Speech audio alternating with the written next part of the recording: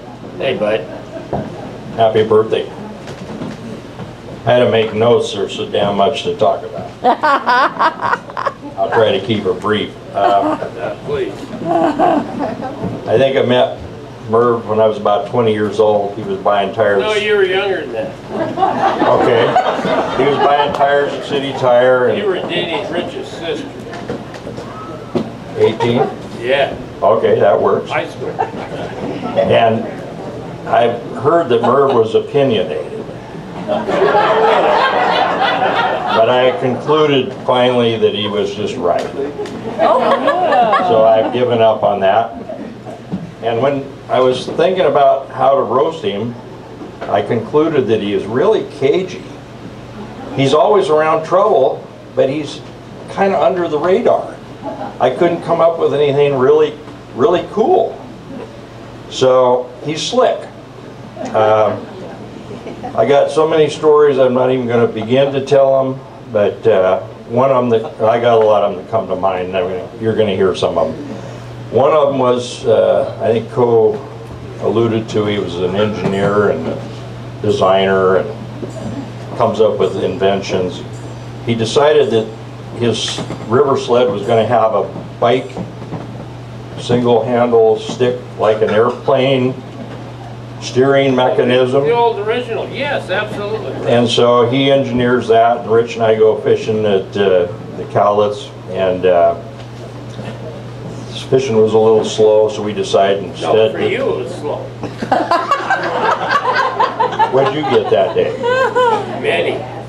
I think one trout. Okay, so we decided drinking was better and finding lures was better, and so we're testing the sled up and down the river, and Richie is blotto, and Mervin gives it a hard crank to show us how it works, and Rich does a deep 6, and we have to go back and pick him up. So that was kind of interesting.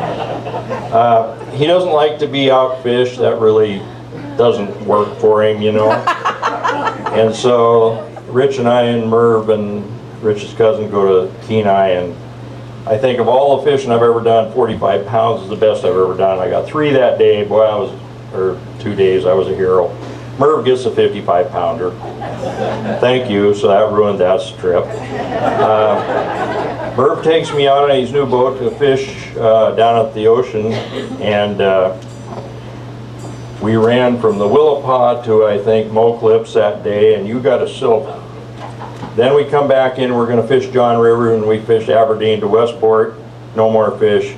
I go home to Westport, got a boat down there, I think, I'll go out and get some here, teach Merv a lesson. Of course, I don't get anything there. I'm sure I ran 2,000 miles that day on the Washington coast. So he wins again. Okay, I'm going to tell the story a little bit backwards. This was something I was going to say at Rich's funeral if it ever got to this. It did not. Merv and Rich were very good friends, as you know. I wasn't on this trip, but I personally find this really interesting, and I'm a history buff, so this may bore most of you, but if you study the development of the Northwest, and actually any place in the country, today's highways follow like I-5. That's called a transportation corridor, and it's ease of travel. People travel where it's easy to go. And the Cowlitz Trail at one time was the big transportation corridor of Washington State. Today I-5 virtually follows the same place.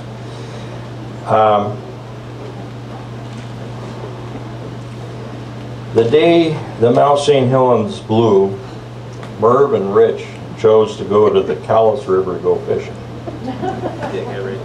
Yep. The day that Mount St. Helens blew. Another fellow right here was with them. Hey. If you look at the transportation corridor of the early development of Washington State, you'll find that the chief factor of all of Hudson Bay Company, which far exceeded any American people being here. George Simpson used it, Peter Skeen Ogden used the Cowlitz River. The confluence of the Toutle and the Cowlitz was beautiful. There's a great big rock there, ferns growing on it, Merv, and a lot of you fished it, and it's a gorgeous spot. All these people have traveled to come to the Puget Sound by following that. John McLaughlin, Peter Speenogden, George Simpson, Isaac Stevens, Susan B. Anthony. That day, they put in at I-5, decided to go have breakfast. I think your fishing was so good that you thought you could have breakfast. No, I'll tell the story when you're done. Okay. Anyway, my story is that fishing was crappy, so they decided to go have breakfast down at Castle Rock. They go to Castle Rock, get off. All true. They get off the boat, tie it up at the park there, walking across the bridge, and some guy says, "Hey boys, is that your boat?" "Yep." "You better get in it and get out of here, because the mountain blew and there's a wall of water coming down this river." 40 foot. So they get in the boat, they go back upstream against where this 40 wall of foot water is water, coming, according to John. and apparently they're lucky because he's here. They pass that, get in the car, and they drive home. A few minutes later, a few hours later, this wall of water comes down, rock's gone, this place has changed forever. The last two people to see this place, 3 people, are these: Rich, this gentleman, John. John, Gentleman's and good. Mervin. Well, And I think Second that's time very ever I called interesting. Thank you.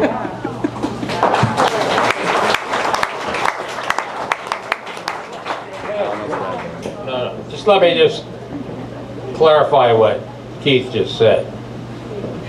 When we drove to the river that morning, we could look up at Mount St. Helens and see it was relatively dirty. So we put the boat in the water at I-5 and went down and did our thing.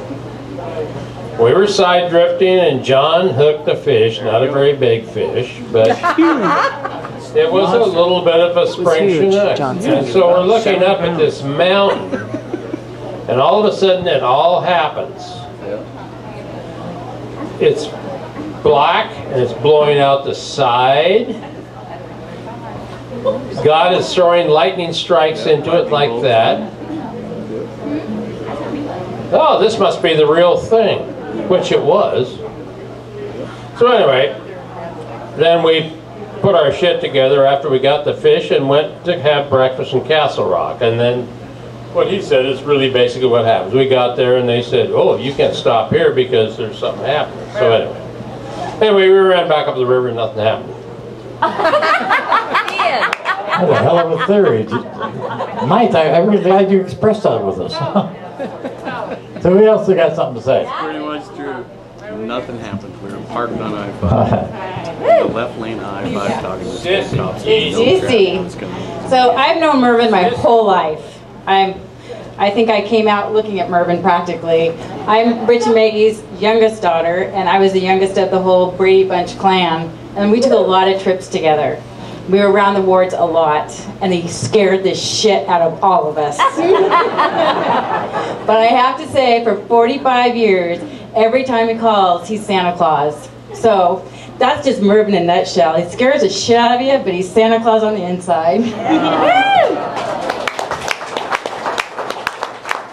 Oh, thank you. Anybody else?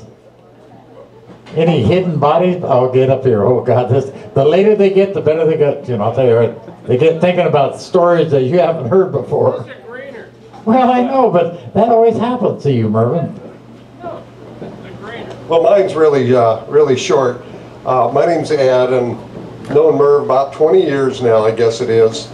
And I got to tell you, we got a group of guys right here in this audience that are the EVG group. Every morning, I don't know if you know it or not, but Merv's down at the store.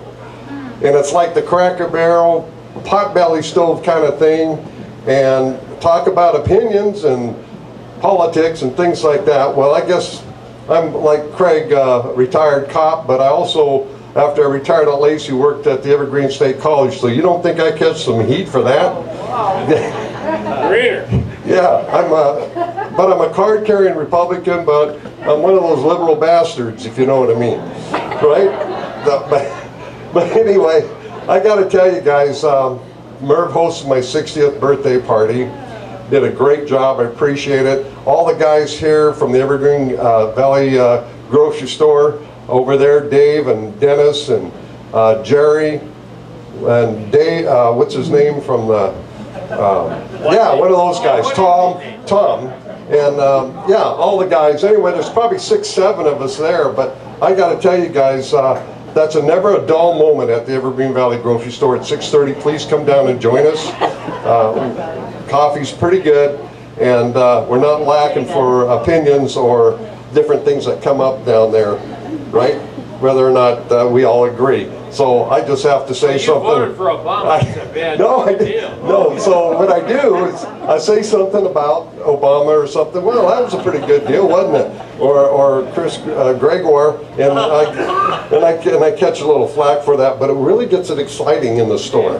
We have some great times. If I was looking for my pension, I would be doing that too. So anyway, Merv, thanks. You've been a good buddy all these years. Oh, Appreciate it. Thank you. Yeah. Go collect your pension. I will. Do we have anybody else?